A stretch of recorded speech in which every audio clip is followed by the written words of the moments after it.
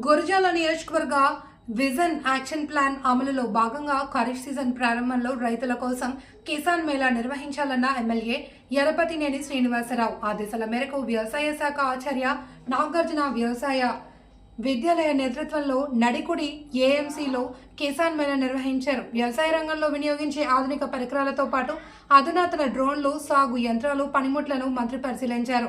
వాటి తీరును అధికారులు మంత్రికి వివరించారు. సమావేశంలో మంత్రి మాట్లాడుతూ రాష్ట్రంలో ఎక్కడ రైతులకు కష్టం వచ్చినా ఆదుకునేందుకు ప్రభుత్వం ముందుకొస్తుందన్నారు. నల్బర్లీ ధరలు పతనమై పంట అమ్ముకోలేని స్థితిలో ఉన్న రైతుల కోసం నిబంధనలు సవరించడంతో పాటు 270 కోట్లు వెచ్చించి జిల్లాలో పొగాకు కొనుగోలు చేయడం జరిగిందన్నారు.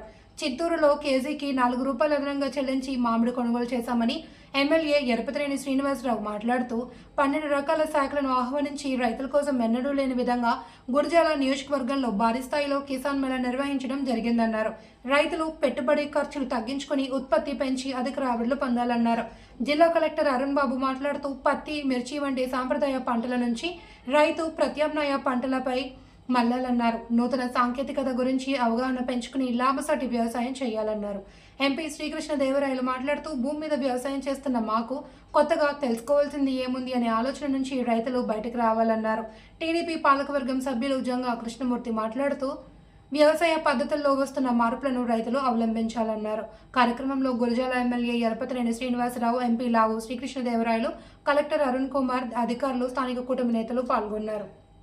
డెవలప్మెంట్ యాక్టివిటీస్లో అనేక నిధులు తీసుకొచ్చే దానిలో ముందున్న లావు శ్రీకృష్ణదేవరాయలు గారు, అదేవిధంగా జిల్లా కలెక్టర్ అరుణ్ బాబు గారు, టీడీపీ బోర్డు సభ్యులు పెద్దలు జంగా కృష్ణమూర్తి గారు, నాకు sir Gudikala private committee chairman Pulikoti Chandrarao గారు, అదేవిధంగా కల్లం రాజశేఖర రెడ్డి గారు, గుంటూరు జిల్లా తెలుగుదేశం అధ్యక్షులు, నియోజకవర్గ పార్టీ పరిశీలనలు, మున్సిపల్ చైర్మన్ సుబ్బారావు గారు, వేదిక మీద ఉన్న వినోద్ రెడ్డి గారు, అదేవిధంగా తంగళ శ్రీనివాసరావు గారు, కడక వంగారావు గారు, ఇతర అధికారులు, మండల పార్టీ కన్వీనర్లు, ఈరోజు ఈ కార్యక్రమానికి వచ్చేసిన రైతులు పెద్ద ఎత్తున వచ్చారు. దాదాపు 100 స్టాల్స్ పైగా ఫ్యాక్టరీ కంపెనీలు, అదేవిధంగా పెస్టిసైడ్స్, ఫర్టిలైజర్ కంపెనీలు, అదేవిధంగా బయో ఫర్టిలైజర్స్ చాలా పెద్ద ఎత్తున ఒక రాష్ట్ర ప్రభుత్వం ఏదైతే ఈ ప్రోగ్రాం చేపడుతుందో ఆ స్థాయిలో ఈరోజు మన గురజాల నిర్మాణంలో ఆ కార్యక్రమాన్ని మనం చేపట్టామని చెప్పుకోవడానికి అందరూ కూడా తెలియజేస్తున్నాను.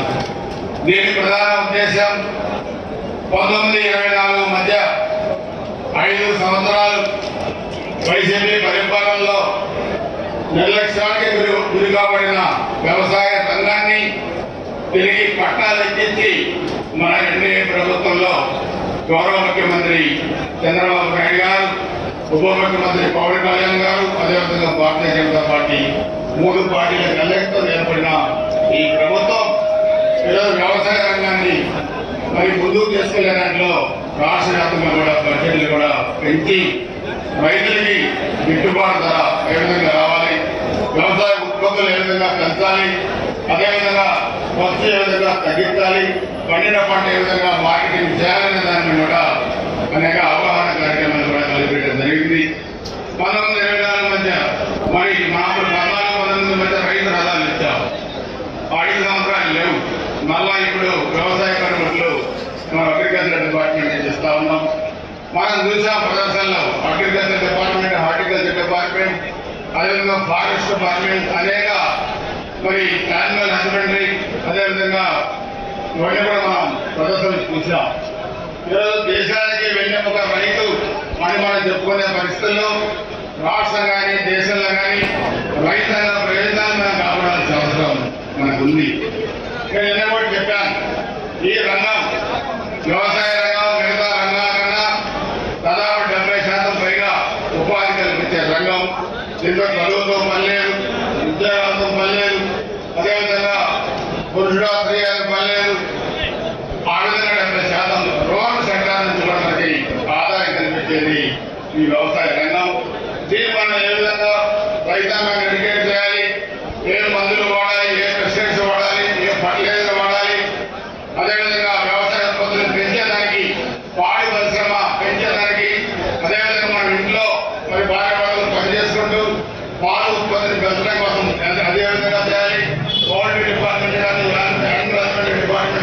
ఇండస్ట్రీస్ డిపార్ట్మెంట్ కానీ వ్యవసాయ రంగానికి అనుసంధానమైన అన్ని డిపార్ట్మెంట్లు కలయిక ఈరోజు కూడా ఈ కిసాన్ మేళా కార్యక్రమాన్ని కూడా మనం పెట్టడం జరిగింది. నేను అడుగుతున్నా 19-24 మధ్య గురజాల నియోజకవర్గంలో ఇంతటి కార్యక్రమాన్ని వాళ్ళు పెట్టారా అని అడుగుతున్నా. పెట్టే పరిస్థితి లేదు. ఆ రంగాన్ని నిర్లక్ష్యం చేశారు. కనీసం కాలువ రిపేర్లు కూడా చేయని పరిస్థితుల్లో మా 24 అధికారంలో వచ్చిన తర్వాత కాలువ రిపేర్లు చేశాం. అదేవిధంగా రైతానికి ఉపయోగపడి రోడ్స్ కూడా మనం వేయగలుగుతున్నాం. అనేక రకాలైన మరి దాదాపు 1200 కోట్ల రూపాయలతో డ్రింకింగ్ వాటర్ ప్రాజెక్ట్స్ కానీ, పుట్టుపల్లిలో రోడ్స్ కానీ, అర్బన్ ధరలో డ్రింకింగ్ వాటర్ కూడా నిధులు వచ్చినాయి. చాలా రకాలైన నిధులు మన కాంగ్రెస్కి వచ్చి ఈరోజు ముందుకు వెళ్తా ఉన్నాం. రాష్ట్ర రాజకీయాలు వదిలేసాం. 1924 మధ్య రాజకీయాలను వద్దనుకొని మన ముఖ్యమంత్రి చంద్రబాబు ఆధ్వర్యంలో డెవలప్మెంట్ లో మన గుజరాత్ నియోజకవర్గం ముందుకు వెళ్తా ఉంది. దానికి వెన్నుముక లాంటి ఈ వ్యవసాయ రంగాన్ని రైతాంగానికి ఉపయోగపడే రైతాంగం బతికే ఈ వ్యవసాయ రంగాన్ని బతికేందుకు ఈరోజు ఒక ఎడ్యుకేట్ ప్రోగ్రామ్ కూడా ఈరోజు ఖచ్చితంగా మరి యూనివర్సిటీ శాస్త్రవేత్తలు, అదేవిధంగా మన agriculture department, horticulture department, agriculture department, దాదాపు 12 డిపార్ట్మెంట్లు ఈరోజు ప్రత్యేకంగా కూడా ఈ కార్యక్రమాన్ని నిర్వహించాయి.